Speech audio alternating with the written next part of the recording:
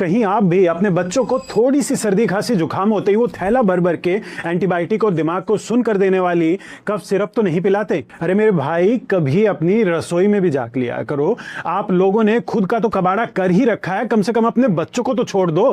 तुलसी के 4-5 पत्ते, 2-4 काली मिर्च के दाने, जरा सा अदरक का रस और जरा सा शहद मिलाकर इन सबको अच्छे से चटनी जैसी बना लो और अपने बच्चों को इसे दिन में 1 से 2 बार देना प्रारंभ करो। केवल 2-3 दिन की बात है। केवल खांसी की कंडीशन में ही नहीं, बल्कि सर्दी और जुकाम की समस्या में भी ये बहुत अच्छा आराम दिलाता है।